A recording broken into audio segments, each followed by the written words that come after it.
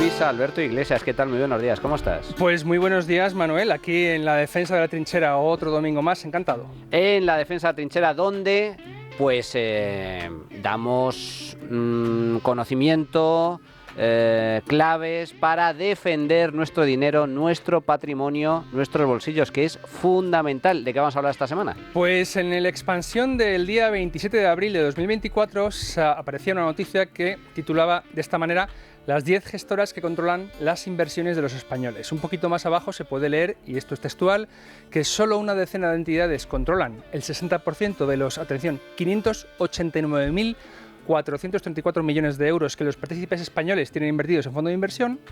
Y luego un poco más abajo se entera el lector de que las tres principales son CaixaBank, Santander y BBVA.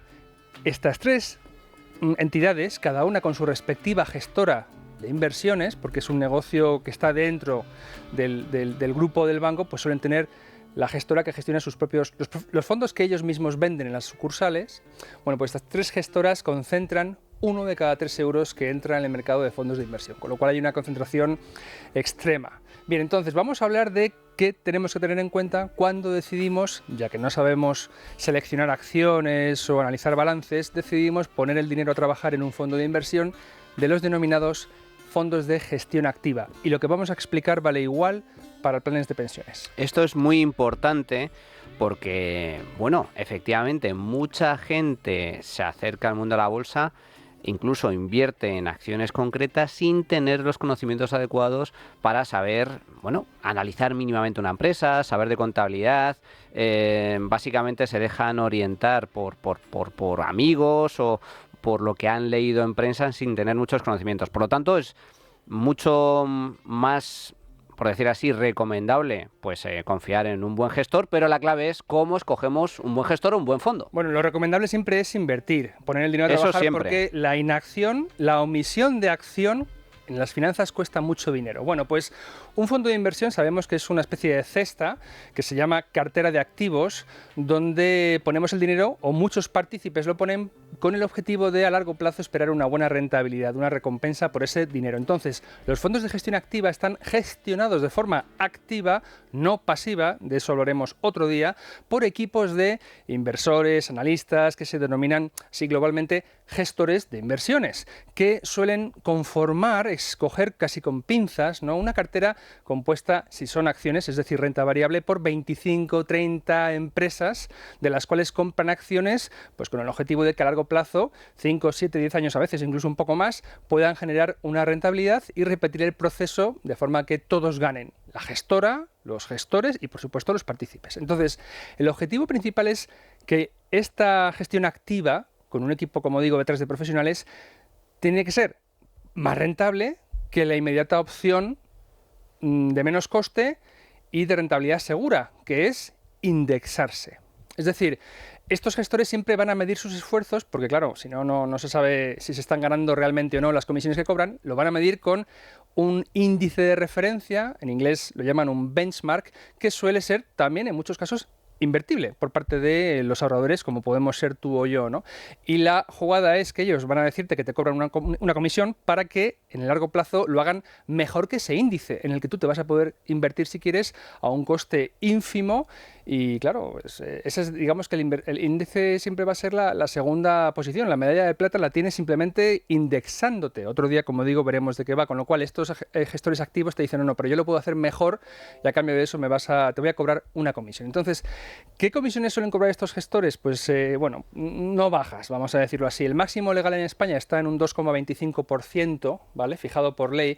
Y hay que decir que los fondos de estas gestoras de la banca, que hemos mencionado antes, los fondos que nos venden en las oficinas y que están gestionados por las propias gestoras de los bancos, se acercan peligrosamente a este máximo legal. Las gestoras independientes, que se llaman así porque no pertenecen a ninguna entidad bancaria, sino que van por libre, que van compitiendo en el mercado por atraer a ahorradores e inversores, pues cobran tampoco poco, cobran un 1,8%, aunque hay gestoras que en la franja baja de comisiones te cobran un 0,5% anual, otras que te cobran también una comisión de éxito, que ya hemos visto en alguna de las secciones de la trinchera, de la defensa de la trinchera. En fin, la idea es que te cobren por un servicio. Entonces, ¿hasta qué punto la gestión activa funciona? Y funciona mejor que la gestión pasiva a la que me he referido antes.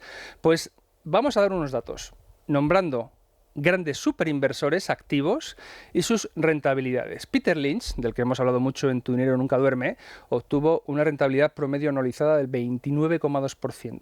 29,2% al año de media. Sí, eso es gestionando activamente esta cartera de activos, de inversiones. Warren Buffett, 19,8% desde el año 1965. Francisco García Paramés, el presidente de Cobas, amigos de Tu dinero nunca duerme, un 15,74% anualizado. Álvaro Guzmán y Fernando Bernat, que son de Azvalor, los antiguos compañeros de Paramés, que tienen ya una gestora independiente, en su fondo internacional, a 5 años han dado un 17,15%. Ojo, con una comisión de gestión del 1,88. Bueno, realmente son los gastos totales que engloban la comisión de gestión. Claro, estas rentabilidades las escucha el oyente y no sabe si esto es mucho o poco comparado con que, bueno, pues un truco que voy a dar, apúntenlo todos ya, es el de la regla del 72, 72. Porque si dividimos 72 entre esa rentabilidad, vamos a obtener el número de años al que a ese ritmo de crecimiento duplicaríamos nuestro capital. Y esto es muy interesante, ya te va poniendo un poco en situación, porque a la tasa de rentabilidad que obtuvo Peter Lynch, sus partícipes duplicaban su capital con él cada 2,46 años. ¡Wow! Si tenías 100, al cabo de 2 años y medio tienes 200. Con Buffett, cada 3,63 años. Con Paramés, oye, que no por nada le siguen llamando el Buffett español, se duplicó por cada 4,57 años.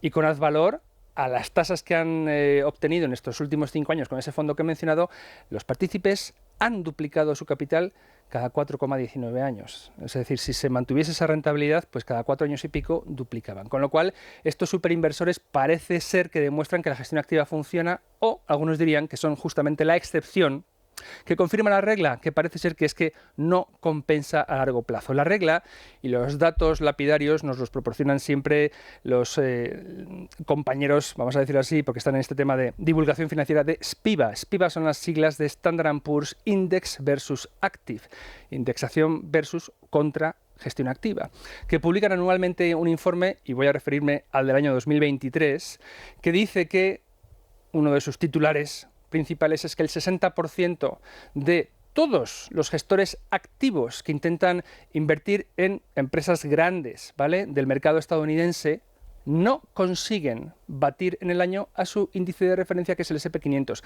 Este 60% se toma del año 2023. Es decir, en el año pasado no lo consiguieron. Pero es que a plazos de 20 años, y los de SPIVA te dan las tablas, el 93,3% de los que intentan en esta categoría de grandes empresas, imaginemos Johnson & Johnson, McDonald's, Coca-Cola, no consiguen hacerlo mejor que simplemente la indexación. Con lo cual, esto parece refrendar la idea de que los mencionados han sido excepciones, pero que la regla sigue confirmándose. No se acaban ganando la comisión porque no te acaban dando una rentabilidad mejor que la opción más barata y más segura. Los datos de los fondos europeos y los españoles no son muy distintos a los que acabo de mencionar. Entonces, alguno dirá, bueno, pero ¿y si yo encuentro uno de esos gestores? Pues hay que decirles que sinceramente es encontrar la aguja en el pajar, porque hay muchísimos.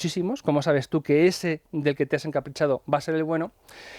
Tendrás que tener en cuenta de que la rentabilidad, que la racha en que él bata todos los índices, que sea justo aquella en la que tú estás con él, y que concentres la inversión, porque si todo tu patrimonio simplemente le pones 10.000 euros, pues oye, mucha diferencia no va a hacer. Tienes que ir con todo, con todas las fichas, con los 100.000 o 200.000, para que eso signifique que te puedes jubilar a los 5 años de estar invertido con él, ¿no? Entonces, criterios para elegir un buen fondo de gestión activa. Número 1, ¿sabes en qué activos y entiendes en qué activos está invirtiendo ese gestor? Mi conclusión, Manu, es que la mayoría de la gente no sabe en qué tiene invertido el dinero. Sabe que a lo mejor está en algún fondo, pero no sabe qué lleva dentro. Los gestores activos invierten, grosso modo, en empresas grandes, empresas pequeñas, empresas medianas de todo el mundo o de regiones concretas. Empresas de sectores o de megatendencias que lo estén, digamos así, petando, por así decirlo. Las tecnologías asociadas a las renovables, generación de energía limpia o energía de hidrocarburos más contaminante, que precisamente se demanda muchísimo más que la verde. materias primas, renta fija, perdón, o títulos de deuda, títulos de gobiernos que toman prestado de los ahorradores, es decir, metales preciosos, materias primas, todo esto son cosas que pueden ir dentro de la cartera y que simplemente, oye, que se moleste uno, mire el folleto y es que va a venir por ley, viene todo indicado y bien clarito. Entonces, hay que saber que la renta variable, las acciones suelen tener más volatilidad, pero a cambio te dan una mayor rentabilidad a largo plazo que los fondos de renta fija o mixtos, que intentan ser menos volátiles, fluctúan menos, a cambio de quizás no ser tan rentables. Pero todo esto, evidentemente, hay excepciones que superan y que baten la regla. Entonces, otra cuestión para saber si este fondo o este gestor te conviene es que el tiempo que el inversor, el gestor, dice que necesita para que su estrategia de inversión madure sea tu plazo. De nada vale que seas un jubilado que quieres ahorrar para tu jubilación y quieres ponerlo a rendir en un fondo de inversión y luego veas, si te molestas en verlo, que en el folleto te dice el inversor que su plazo son mínimo 10 años. A lo mejor tú no quieres esperar ese tiempo porque te jubilas dentro de 5 y quieres tener ese dinero disponible. Al contrario, un inversor joven que empieza con 25 años, que es lo mejor que puede hacer en estos casos, puede irse a un fondo de 100% acciones porque tiene tiempo por delante, toda una vida entera, para que eso fluctúe, sube o baje y eso capitalice y le dé los frutos que ese activo, esa categoría le va a dar. Otra pregunta que tienes que responder es si vas a aguantar la volatilidad de la inversión. De nuevo, cuánto sube o baja una inversión va a hacer que a lo mejor duermas peor o mejor. Y esto de verdad no merece la pena perder el sueño por sacarle una rentabilidad al dinero. Al igual que tu tolerancia al riesgo, es decir, fluctuación y volatilidad no es riesgo, riesgo es que sean activos, por ejemplo, a mí cuando me dicen, no, crowdfunding, invertir en promociones inmobiliarias en Bulgaria, pues a mí esas cosas, chico, me parecen más arriesgadas, no porque suben o bajen, sino porque a lo mejor mañana el promotor búlgaro no le ven que no más, sabe ni quién no es. sabe ni quién es, eso para mí es arriesgado, lo otro es volátil y la volatilidad no me molesta, pero hay que entender esas cosas, ¿vale? Plazo, volatilidad. Otra, ¿entiendes el estilo de inversión del gestor? Es decir, ¿cómo escoge esas empresas o con qué criterios elige estar invertido ahora en oro, mañana en uranio y pasado en plata? Eso es fundamental porque si entiendes la estrategia, cuando tome decisiones las vas a poder compartir o, si cambia de criterio, pues vas a poder elegir irte con otro. De las más populares hay que señalar el value investing o inversión en valor, una estrategia generalmente asociada a renta variable por la cual el equipo gestor busca negocios castigados de forma transitoria, temporal, por el mercado, un mercado que no reconoce que eso que ahora, por el castigo, cotiza a 2 euros, realmente es un pura sangre que debería estar cotizando a 60. Lo que hace el gestor que tiene este estilo es comprarlo a 2 euros y sentarse con mucha paciencia, a veces de un lustro entero, a esperar que eso acabe valiendo 60 o muy cerquita para luego venderlo y con esa ganancia, recordemos, vendamos caro y compremos siempre barato, con la ganancia comprar otra empresa en la misma situación y repetir el proceso hasta el infinito. Otra estrategia muy conocida es el growth investing o inversión en empresas de crecimiento, aquellas que no necesariamente baratas tengan unas grandes posibilidades o una gran probabilidad de crecer mucho en los próximos años, aunque, como digo, no coticen baratas. Basta con que el precio sea razonable. Tanto este enfoque como el anterior se basan en la práctica de lo que se denomina análisis fundamental. Básicamente, estudiarse y empaparse la contabilidad y los estados financieros y entender el negocio. Otra estrategia muy conocida es la inversión de tendencia, que dice que compra aquello que está subiendo, porque eso es un principio, digamos, es como la gravedad, pero en los mercados.